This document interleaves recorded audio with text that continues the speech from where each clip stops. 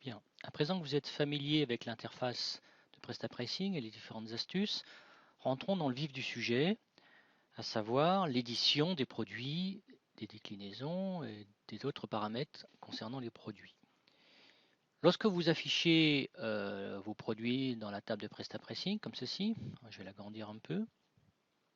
Donc ici, j'ai choisi quelques colonnes types, comme les prix, les quantités, des choses comme ça. La première chose que vous pouvez faire, c'est directement, dans chacune des lignes, modifier les données. Par exemple, cette photo ici, photo de couverture d'une robe, manifestement le nom ici, MacBook, ne correspond pas du tout. Si je veux remettre le nom d'été, donc ça, il s'agissait d'une robe, je ne sais pas, robe de soirée peut-être. Donc je vais pouvoir taper le nom comme ceci, tout comme n'importe quel autre champ de type texte. Donc là j'ai choisi que celui-ci, mais ça pourrait être n'importe quel autre champ. Ils sont tout à fait libres. Comme par exemple le N13 ici, je peux rentrer un code barre. Alors à quel moment les modifications que vous apportez sont-elles sauvegardées dans la base de données? Eh bien en fait elles le sont instantanément au moment où vous sortez de la ligne. C'est-à-dire lorsque ici je commence à rentrer, à taper du texte, il n'y a pas de sauvegarde. Lorsque je change de colonne, mais je suis toujours dans la même ligne, il n'y a toujours pas de sauvegarde. Là non plus, etc. Mais à partir du moment où je clique n'importe où ailleurs sur l'interface, le curseur va libérer la ligne et à ce moment-là, il y a une sauvegarde dans la base. Par exemple, ici, si je tape dans la ligne suivante, je ne sais pas si vous avez eu le temps de voir, mais il y a eu un petit sablier, à peu près un dixième de seconde. C'était le temps nécessaire à PrestaPricing pour regarder pour toutes les colonnes qui sont affichées ici dans la table, lesquelles ont été modifiées par rapport aux données présentes dans la base de données, et pour les données différentes, effectuer une sauvegarde. Donc, actuellement, dans la base, ce produit porte ce nom-là. Alors, ce qui est vrai pour les champs de type texte est vrai aussi pour les champs de type numérique, comme les prix. Ici, donc, je peux modifier par exemple le prix de ce produit simplement en tapant le prix dans le champ.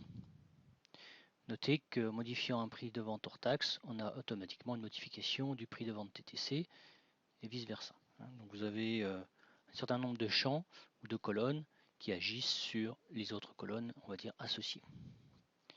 Alors ça, c'est pour l'édition directe. Vous avez également des colonnes qui contiennent ce qu'on appelle des listes déroulantes. C'est par exemple le cas de la colonne ici, groupe de règles de taxes, donc le pourcentage de TVA. Donc par défaut, ces colonnes sont automatiquement remplies avec les taux, enfin avec les valeurs présentes dans votre base de données. Donc ici, les taux de TVA créés sur ce site. Et donc vous pouvez simplement choisir une valeur dans la liste proposée. Et puis enfin, vous avez des colonnes de type sélecteur, comme ici, ou interrupteur, où pour modifier la valeur, il suffit de cocher dedans. Donc à noter que les colonnes de type sélecteur ou interrupteur agissent immédiatement en base de données. Donc il n'y a pas besoin de sortir de la ligne, je dirais, pour sauvegarder la valeur que je coche ou que je décoche ici. Quel que soit le type de colonne, vous pouvez non seulement modifier les valeurs ligne par ligne, mais également en masse, ou je dirais en multiligne. Donc c'est là que ça devient intéressant. Par exemple, si je voulais que voilà, ces trois produits ici aient le même prix d'achat de 24,3, il suffit de les sélectionner les trois. Et la manip consiste à se mettre sur la valeur, faire un clic droit, ce qui ouvre le menu pop-up, le menu déroulant, contextuel, et de choisir la bonne commande dans celles qui sont proposées. Alors vous avez différentes commandes de type copier cette valeur dans le presse-papier, des choses comme ça, mais celles qu'on utilisera le plus, ce sont les deux dernières. Donc l'avant-dernière, ce qu'elle fait, c'est qu'elle prend la valeur sur laquelle j'ai cliqué et qu'elle va coller cette valeur ou copier cette valeur dans les autres lignes sélectionnées. Celle-ci fait la même chose, sauf qu'elle colle la valeur ou elle duplique la valeur dans toutes les lignes actuellement affichées. Donc moi je veux dupliquer mon 24,3 uniquement dans les trois premières lignes, donc je choisis cette commande ici. Coller cette valeur dans toutes les cellules sélectionnées de cette colonne. une demande de confirmer. C'est le cas pour toutes les opérations en masse. Et j'ai bien mon 2430 qui s'est répercuté sur ces 3 lignes. Donc à noter que ce genre d'opérations en masse sont la plupart du temps irréversibles. Je veux dire qu'il n'y a pas de fonction retour en arrière vous permettant de retrouver la valeur qu'on avait auparavant. Donc faites attention avant de confirmer la demande de duplication de ce type-là. Vérifiez bien que vous êtes bien sur la bonne colonne, que c'est bien la bonne valeur, etc. Donc ce qui est vrai pour pareil, les champs texte ou les champs de type numérique est vrai aussi pour les autres colonnes. Par exemple, si je veux ici sur ces, on va dire, ces 3 lignes-là mettre 10% de taux, il suffit de me mettre ici, de les sélectionner, de me mettre ici sur la valeur qui m'intéresse, faire un clic droit et pareil, faire un coller avec l'avant-dernière ligne. Pour les colonnes de type interrupteur comme ceci, il suffit de sélectionner les lignes et de cliquer dans l'un des interrupteurs. Si je clique dans celui-ci, ça va me désélectionner les 3 interrupteurs. Si je clique dans celui-ci, ça va me sélectionner les 3 interrupteurs. Je vous montre, je sélectionne ici les 3 lignes qui sont en bleu concernent actuellement des produits qui sont actifs. Si je clique dans l'un des 3, les 3 produits sont maintenant désactivés. Il existe plein d'autres façons de modifier en masse les produits, mais aussi les déclinaisons ou d'autres paramètres des produits dans PrestaPressing. Je vais vous en montrer 2-3 autres, pas forcément dans le détail, mais vous verrez l'ensemble de ces fonctionnalités dans les vidéos avancées. Donc la première de ces manières de modifier les produits concerne l'URL simplifié. Vous voyez ici ce bouton 3W, eh bien, il permet de reconstruire la valeur qu'on met dans la colonne URL simplifiée, donc il construit les URL des produits en boutique. Vous savez que cette URL est très importante pour le référencement. Donc on va le faire par exemple pour les 2-3 produits ici qui n'en ont pas. Et puis on va prendre également celui-ci. Alors cette URL va être reconstituée automatiquement à partir des noms des produits que l'on retrouve ici. Donc j'ai sélectionné mes lignes, je clique sur le bouton 3W, je vais demander uniquement dans la langue en cours, et vous voyez qu'automatiquement mon URL a été recréé à partir du nom de ces produits. Autre façon pour modifier les produits en masse concerne les rubriques de type texte, les rubriques de type chiffres numériques, comme les prix, les quantités, etc. Donc, il s'agit du calculateur en masse auquel on accède avec ce bouton ici, calculateur. Donc, je clique dessus. Et je vais par exemple demander une modification des quantités pour l'ensemble des produits que j'ai actuellement sélectionnés. Alors, il suffit de choisir d'abord dans la liste ici la rubrique qui vous intéresse. Donc, c'est déjà fait pour moi, c'est les quantités. Certaines sont grisées, c'est simplement les rubriques modifiables, mais actuellement non présentes dans la table. Donc, on ne peut pas travailler dessus pour l'instant.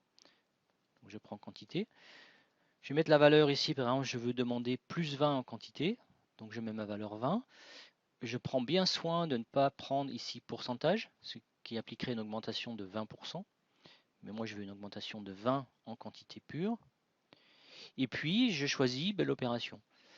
Donc, soit un plus pour augmenter de 20, soit moins pour faire le contraire, multiplication pour multiplier par 20 ces quantités, ou les diviser par 20, ou les fixer à 20. C'est le égal. Donc, moi, je vais ajouter 20.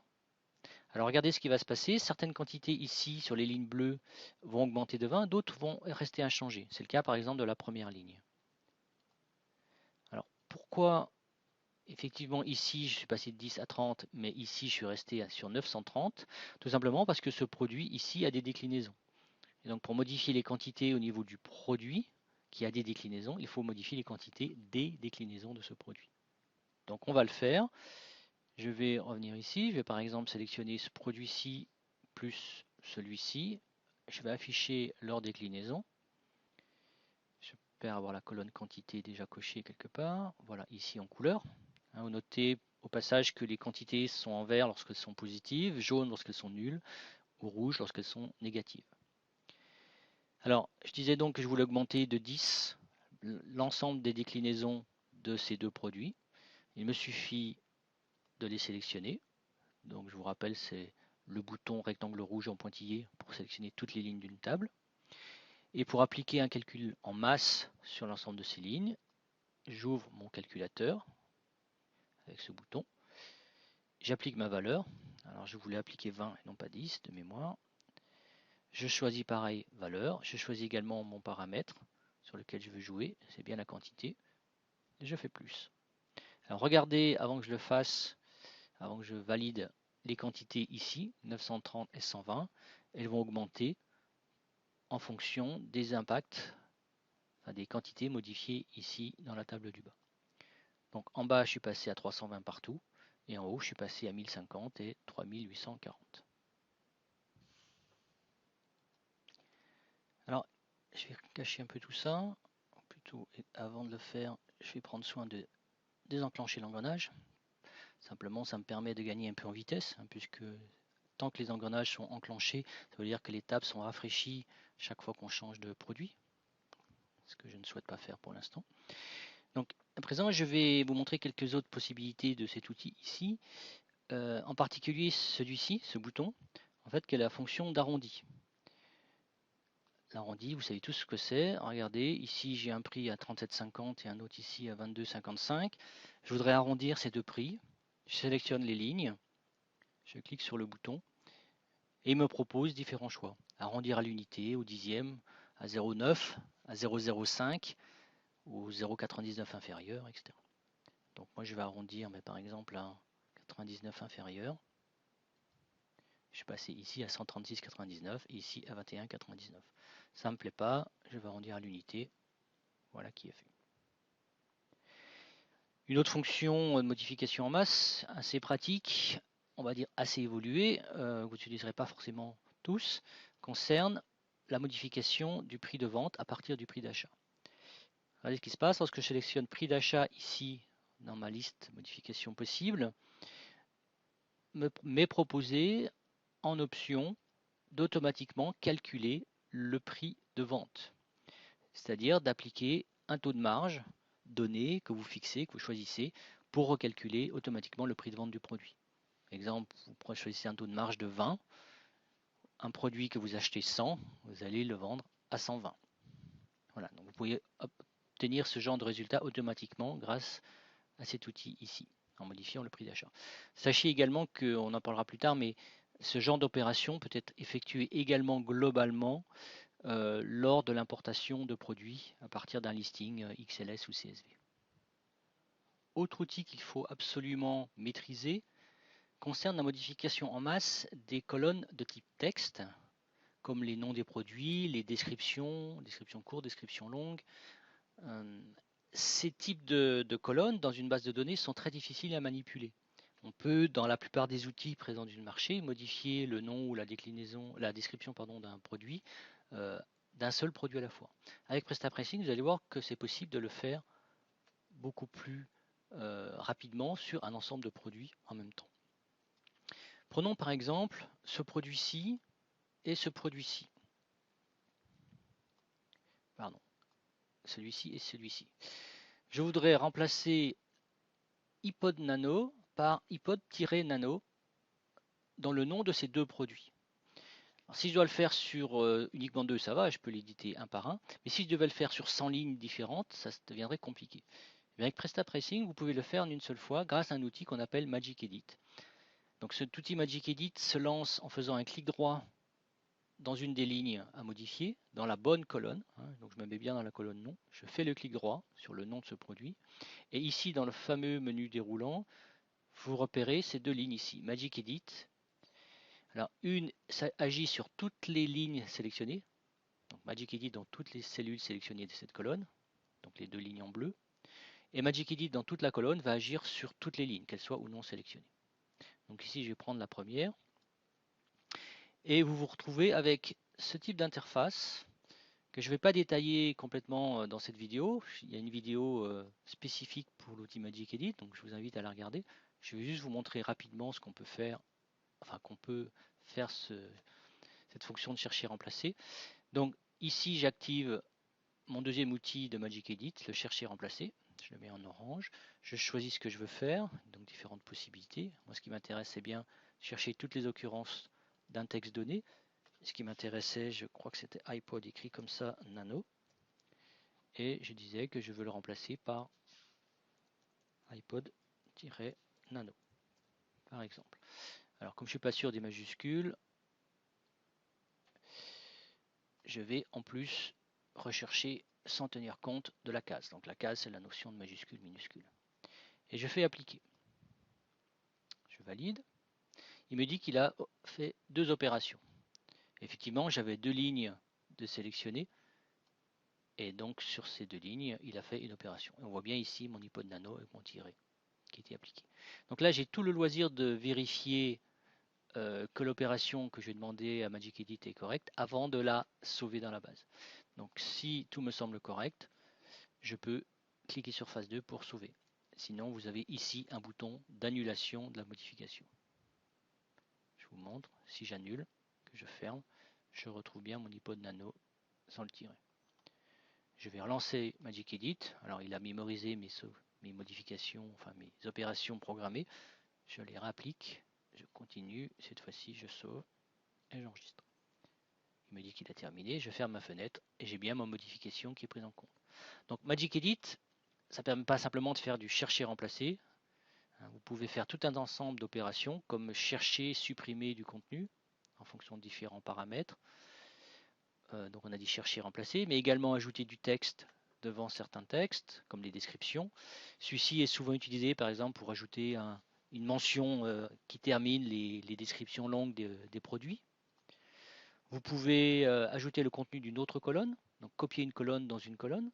Par exemple, je ne sais pas, prendre le nom du produit et le copier en tête ou à la fin de votre description, ou faire tout un tas d'opérations de ce type-là. Donc on peut vraiment fusionner des données à travers différentes colonnes de la base de données. Ajouter le presse-papier, donc ça vous permet de copier directement depuis un tableur Excel ou OpenOffice l'ensemble d'une colonne directement dans PrestaPressing et donc dans la base de données. On peut convertir les données donc dans différents formats, minuscules, majuscules, Medlancy, Vertu F8, des choses comme ça. Et puis ici, vous avez également un générateur de code barre qui vous permet donc de générer des codes barres EN13 ou UPC de manière totalement automatique en respectant je dirais ce qu'on appelle le bit de contrôle de droite, donc en calculant le dernier chiffre à droite dans les codes barres. Et donc ce générateur fonctionne en séquence, c'est-à-dire vous pouvez sélectionner, je sais pas, 300 lignes, et il va vous générer 300 codes barres correctement incrémentés 1 par 1 ou 5 par 5 comme vous le souhaitez. Vous pouvez fixer dans vos codes barres la partie gauche qui vous permet de clairement identifier votre société et votre activité. Et vous avez également ici une fonction d'indexation qui est très utile, par exemple pour créer des listes de références auto-indexées. Je voudrais à présent vous montrer quelques colonnes particulières qui sont souvent ignorées par les utilisateurs, enfin inconnues je veux dire par les utilisateurs, mais qui pourtant ont un rôle très important d'utilisation du logiciel. Donc on va revenir ici sur l'interface de contrôle, et puis donc dans l'onglet, dans le tiroir affichage, revenir ici sur notre liste de colonnes. Alors les colonnes particulières que je voudrais vous montrer sont celles-ci. Dans un premier temps, je voudrais vous montrer tout en bas ici de la liste, ce qu'on appelle la dernière ici, une colonne par caractéristique. Alors de quoi il s'agit? On va rafraîchir, on va comprendre tout de suite. En fait, cette colonne multiple rajoute à droite de la table effectivement une colonne pour chacune des caractéristiques, non pas existantes, mais déjà associées au produit. Donc on n'a pas ici toutes les caractéristiques possibles, on n'en a que quelques-unes. En fait, on a celles qui ont au moins un produit utilisant une des valeurs de ces caractéristiques. Par exemple, ici, on voit pour ce produit, donc le produit, quel est ce produit? L'iPod Touch, c'est pas exactement celui-ci vu la photo, mais bon, un produit dérivé.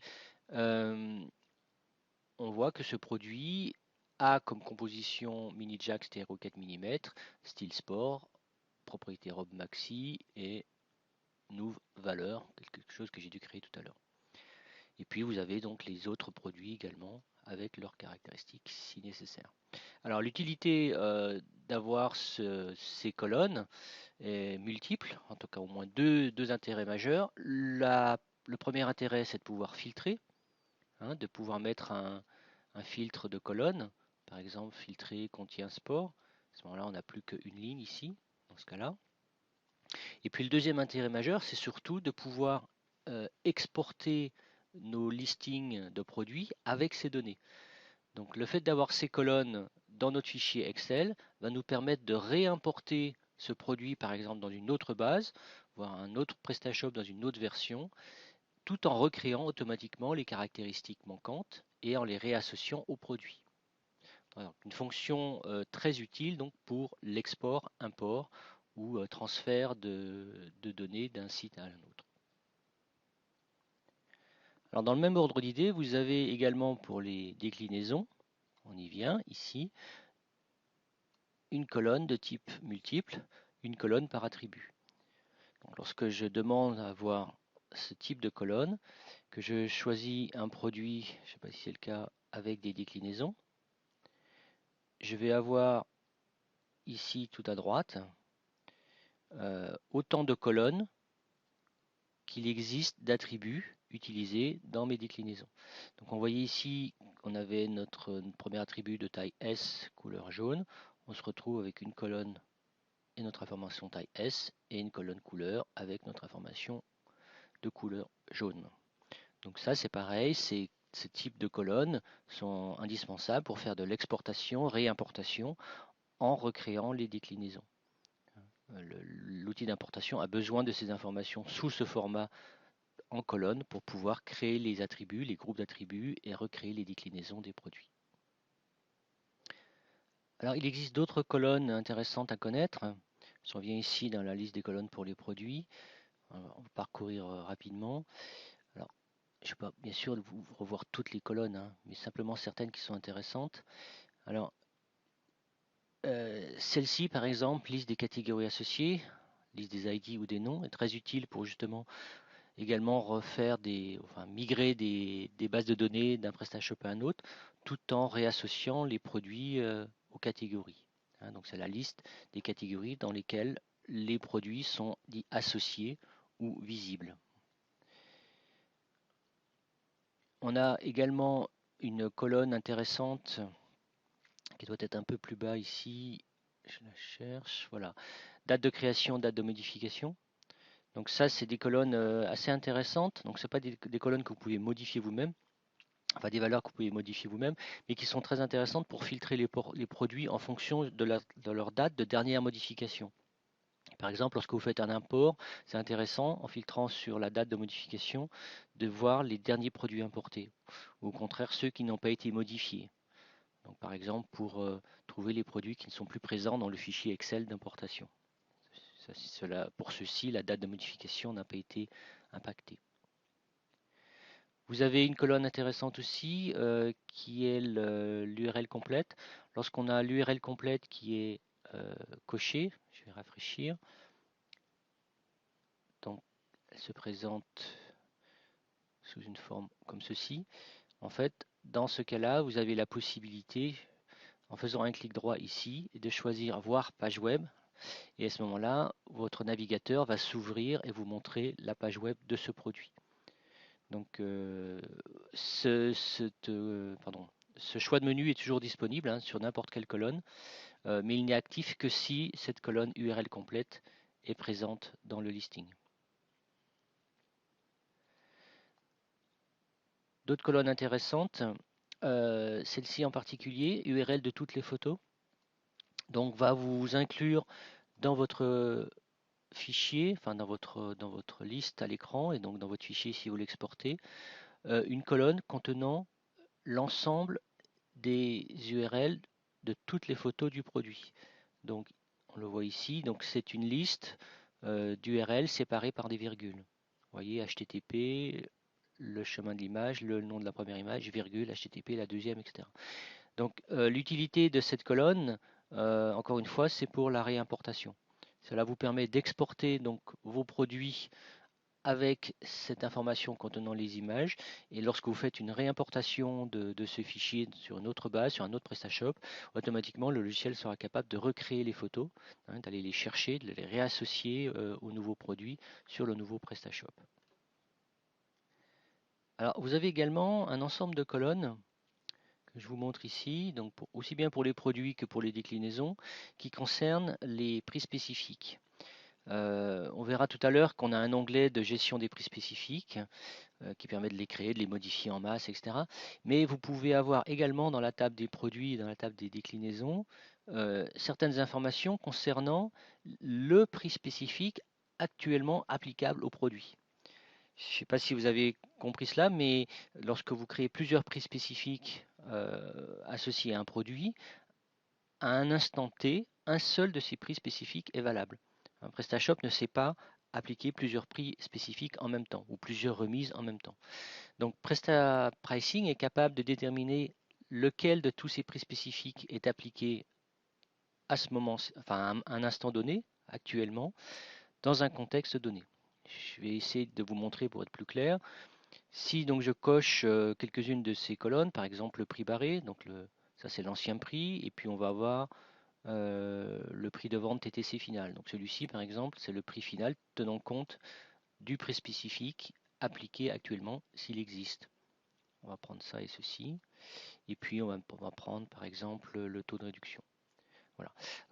L'ensemble de ces colonnes, pardon, elles vont d'ici à peu près à ici, hein, donc vous avez beaucoup plus d'informations que ce que j'ai coché. Vous avez les dates de réduction, les remises, de quantité, etc. Alors, qu'est-ce que ça nous donne? Lorsque l'on affiche ceci, on se retrouve donc au niveau de la liste des produits avec des informations ici. Par exemple, pour ce produit, on retrouve l'ancien prix, le prix de base, 200 €. Donc c'est ce prix de vente en fait qu'on a ici. Mais on a actuellement un prix spécifique qui s'applique de 5%. Et donc un prix de vente TTC final, c'est celui qui apparaîtra sur la boutique de 190 €. Alors il faut savoir que donc ce prix spécifique, on va le retrouver ici, je vais vous le montrer rapidement, même si je reviendrai plus tard sur cette table, en fait correspond à l'un des deux prix spécifiques actuellement existants sur ce produit. On voit ici, c'est sans doute le premier, on a un 5 et un 12%. Ils n'ont pas les mêmes règles, peut-être que des dates différentes, etc., ou des critères d'application différents. Donc PrestaPricing connaît les critères de sélection de PrestaShop pour retrouver quel est le prix spécifique effectif à un instant donné. Alors il faut savoir également que le choix de ce prix spécifique qui sera utilisé à l'affichage ici dans cette table est dépendant des paramètres que vous avez ici dans Options de calcul. Donc je reviens dans le panneau latéral, tiroir Options de calcul, et ici vous avez un ensemble d'informations, groupe de visiteurs, pays, devise, État, etc. Il faut savoir que chaque prix spécifique peut être filtré, déterminé en fonction d'une zone géographique, d'une devise particulière, d'un groupe de clients, voire d'un client. Donc si je change ici un des paramètres, à ce moment-là, l'impact, enfin le prix spécifique sélectionné ici pourra être différent. Alors bien qu'il y ait plus de 90 colonnes prédéfinies ici dans le listing pour les colonnes de la table des produits, il vous est possible de rajouter des colonnes dites perso ou custom, personnalisables. Vous avez jusqu'à 5 colonnes personnalisables possibles. Et une colonne personnalisable, c'est donc une colonne qui vous permet de faire afficher des données quelconques venant d'une table quelconque. Alors, il y a quelques contraintes à comprendre, à respecter, que je vais rapidement vous expliquer à présent. Alors, pour utiliser ces colonnes perso, donc vous les trouvez ici dans la liste des colonnes.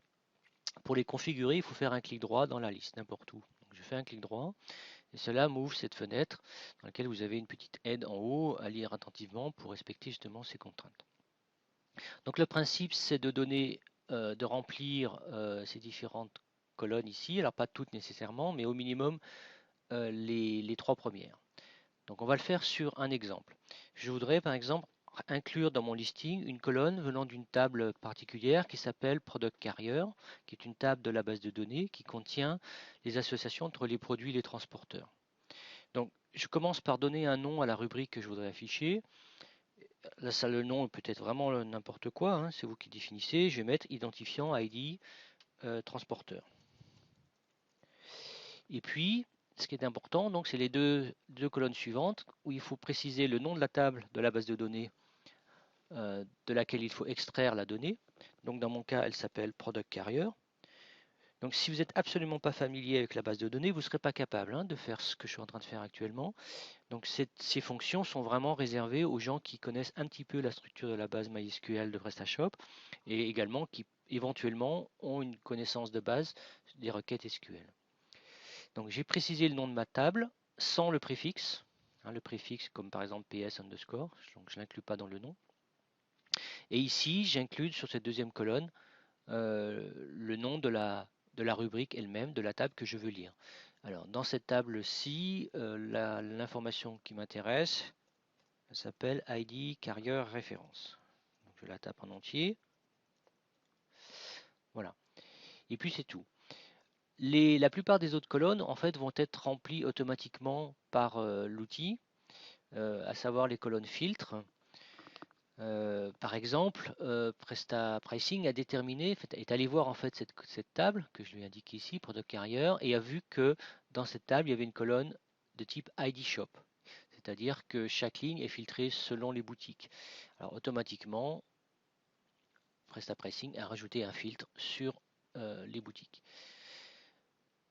L'utilisation peut être beaucoup plus évoluée que ça. En particulier, vous pouvez ici rajouter vous-même un filtre en langage MySQL, donc encore une fois réservé aux gens qui ont l'expérience pour ce genre d'opération. Si vous souhaitez utiliser ce type de fonction avancée, bien lire l'aide ici, en particulier sur la notion de préfixe. Vous voyez certains guillemets à respecter, etc. Donc une syntaxe un peu particulière. Alors qu'est-ce que ça donne si je valide ça? Donc j'ai un petit warning, c'est pas grave. On va rafraîchir. Alors je ne sais pas si je l'ai coché ma colonne, on va vérifier. Non, je ne l'ai pas coché. Voilà.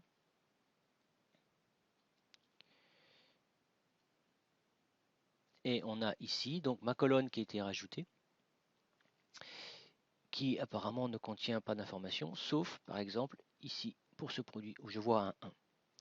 Donc en fait, Presta Pricing est bien allé lire la table Product Carrier, donc les associations produits aux transporteurs, et pour les produits qui ont une ligne dans cette table, il est allé lire le numéro du transporteur associé.